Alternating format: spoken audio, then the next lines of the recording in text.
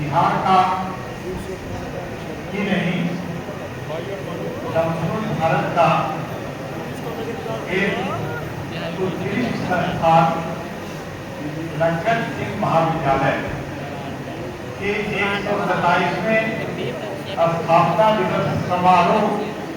के अवसर पर बिहार में शैक्षणिक एवं सामाजिक विकास को गति प्रदान करने में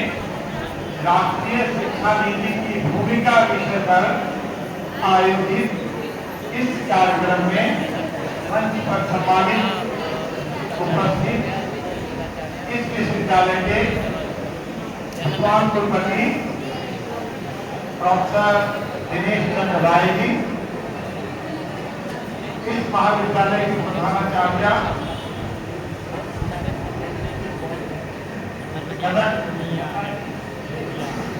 हिंदी की डॉक्टर राधा कुमारी जी, हमारे सामने बैठे हुए विभिन्न विभागों के विभागाध्यक्ष, सम्मानित सीनियर सिंडिकेट के विभिन्न कमेटियों के सदस्य, प्रधानाचार्य, सम्मानित शिक्षक और सामने दर्शक निगाह में प्यारे छात्र छात्राओं, आज का दिन हमारे लिए, आपके लिए और बिहार के लिए और राष्ट्र के लिए एक गौरव का दिन, क्योंकि इस महाविद्यालय का 127वां स्थापना दिवस समारोह नहीं है, केवल एक दिवस के रूप में इसे मनाना नहीं है, बल्कि एक ऐसी शैक्षणिक परंपरा का एक उत्सव का अवसर, एक ऐसी शैक्षणिक परंपरा का उत्सव है जिसमें एक शताब्दी से अधिक समय तक ज्ञान, संस्कृति, सामाजिक चेतना और राष्ट्र निर्माण, इन सभी की भावनाओं को जागृत करने का काम किया। बिहार की धरती ज्ञान, चिंतन, बौद्धिक नेतृत्व की भूमि रही है, जहाँ पर नालंदा और विक्रमशिला जैसे विश्वविख्यात शिक्षण संस्थान रहे हैं, और ये महाविद्यालय उस गौरवशाली इतिहास को, परंपरा को आज तक जीवित और अक्षुण्ण रखे हुए हैं। इसलिए मैं इस उपलब्धि पर वर्षों से 127 वर्षों की जो उपलब्धि है, इस उपलब्धि को स्मरण करने के साथ साथ आज का दिन भविष्य की रूपरेखा तय करने का दिन है।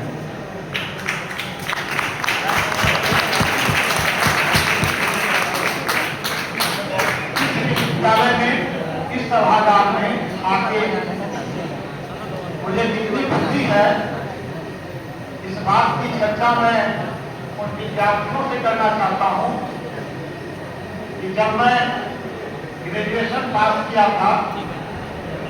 और स्नातकोत्तर के लिए बिहार यूनिवर्सिटी में एक विद्यार्थी के रूप में मैंने भी अप्लाई किया था, मिथिला यूनिवर्सिटी में भी किया था। यहाँ मेरा चयन प्रथम लिस्ट में नहीं हो पाया था, मिथिला यूनिवर्सिटी में हुआ, वहाँ मैंने नामांकन ले लिया, और जब मैं यहाँ से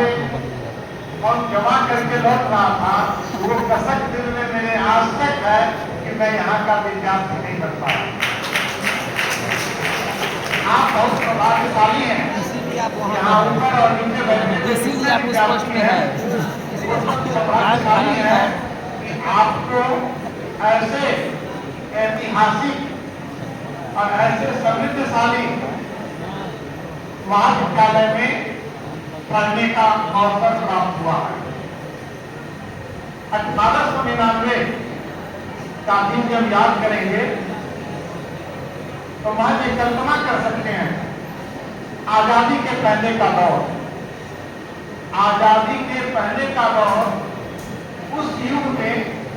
जहां समाज में ऐसे दूरदर्शी नागरिक ने इसकी स्थापना की थी।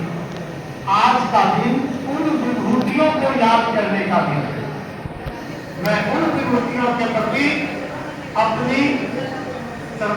श्रद्धांजलि अर्पित करता हूँ और आशा करता हूँ कि उनकी प्रेरणा लेकर आज जो इस सभागार में लोग बैठे हैं या सभागार से बाहर जो भी प्रबुद्ध जन है, वो प्रबुद्ध जन उनकी सोची हुई जो भावना नहीं होगी, उस भावना को राष्ट्रीय नहीं अंतर्राष्ट्रीय स्तर पर इस महाविद्यालय की पताका कैसे फहरे, अमेरिका के विद्यार्थी यहाँ पढ़ने आए, यहाँ के विद्यार्थी वहाँ पढ़ने जाए, एक शैक्षणिक आदान प्रदान, teacher exchange programme, student exchange programme की शुरुआत कैसे हो, इस पर चिंतन और मनन करने की जरूरत है। हमारे विद्वान कुलपति बैठे हुए हैं, सर बराबर राष्ट्रीय अंतर्राष्ट्रीय सेमिनार में जाते हैं, सर को इसके बारे में बहुत अच्छी समझ है और मुझे उम्मीद है कि सर के मार्गदर्शन में माननीय कुलपति महोदय इस परंपरा को आगे बढ़ाने का काम करेंगे। जिस समय सीमित संसाधन था, उस समय शिक्षा के प्रति लोग समर्पित थे, समाज निर्माण की भावना असीम थी। यह उस समय का साक्षी है, ये महाविद्यालय उस समय का साक्षी है जो अपनी उत्कृष्टता और प्रासंगिकता आज तक बनाए हुए है। इसने इस महाविद्यालय ने केवल शिक्षा ही नहीं दी है, बल्कि उत्तरदायित्व का बोध भी कराया है। इसके प्रतिफल में हम लोग देखते हैं कि यहाँ के निजी हुए छात्र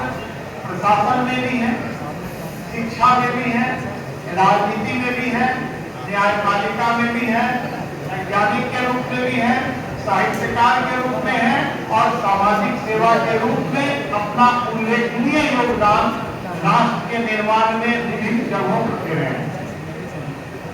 हमारे राज्य सरकार में उच्च स्तर पर जब भी बात होती है,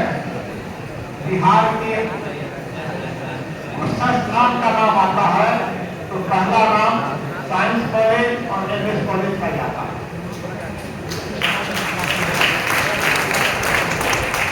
आज के इस समारोह का विषय बिहार में शैक्षणिक और सामाजिक विकास को गति प्रदान करने में राष्ट्रीय शिक्षा नीति की भूमिका।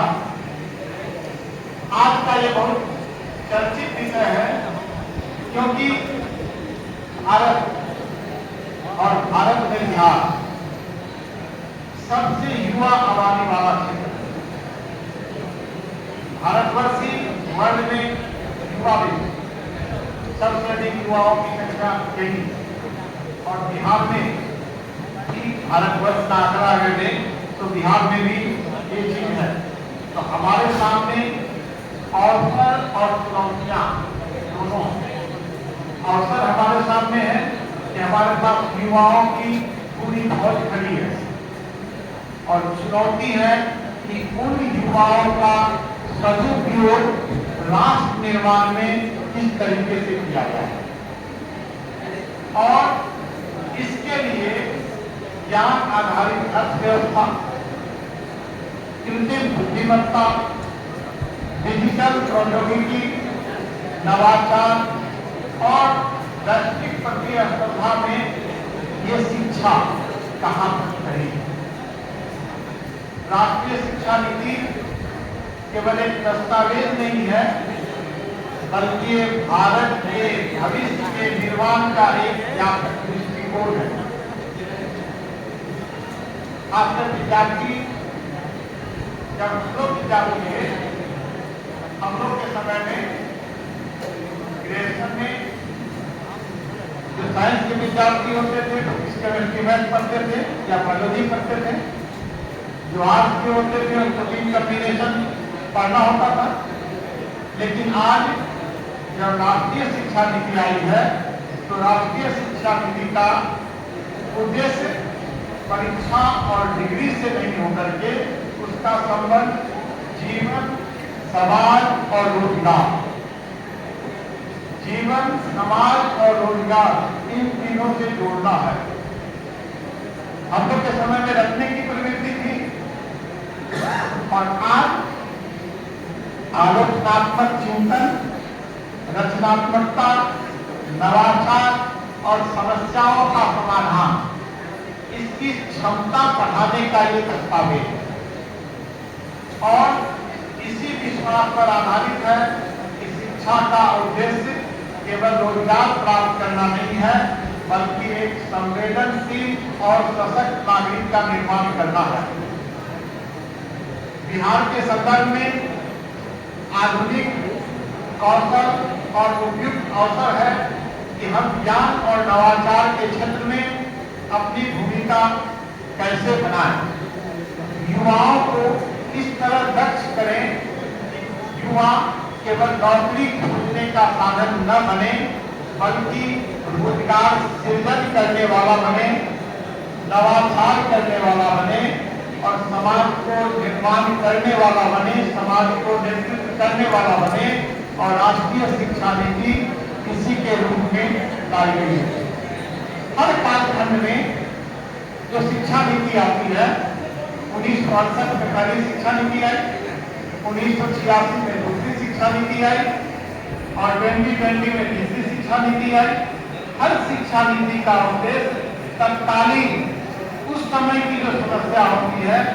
उस समय के कालखंड में जो प्रॉब्लम होते हैं, उसको ध्यान में रख के बनाया जाता है। और आज जो ये शिक्षा नीति बनाई गई है, उस शिक्षा नीति में बढ़ती हुई जनसंख्या के युवाओं के अनुरूप बहुविषयी शिक्षा की अवधारणा, इसमें हमको राष्ट्रीय शिक्षा नीति विद्यार्थियों को यह अवसर प्रदान करती है कि वे अपनी रुचि के अनुसार पढ़ाई करें। ऐसा नहीं है कि इंटर में जो कर लिए, इंटर में जो विषय रख लिए वो बाध्यकारी है आपको आगे। आप जब चाहें तो अपना सब्जेक्ट बदल सकते हैं और यही इसकी खासियत है। हम लोग के समय में हम लोग के भी कोई गीत बहुत अच्छा गाते थे, संगीत में बहुत अच्छा करते थे, किसी का दूसरे फील्ड में इंटरेस्ट चल जाता था तो उसके पास ऑप्शन नहीं होता, उसकी मजबूरी थी कि वो उसी को लेके आगे बढ़ेगा जिससे वो पढ़ रहा। लेकिन आज जो आपके लिए विद्यार्थी यहाँ बैठे हुए हैं, उनके लिए अवसर खुला हुआ, आपकी बाध्यता आपकी समाप्त हो गई है। आप विभिन्न विषयों का अध्ययन कर सकते हैं, अंतर विषयी ज्ञान प्राप्त कर सकते हैं, जलवायु परिवर्तन, साइबर सुरक्षा, सार्वजनिक स्वास्थ्य, शहरीकरण और सतत विकास की चुनौतियों का समाधान के लिए आपको आना है। इसके लिए विज्ञान, प्रौद्योगिकी, सामाजिक विज्ञान, अर्थशास्त्र और नीति निर्माण के दृष्टिकोण की आवश्यकता है।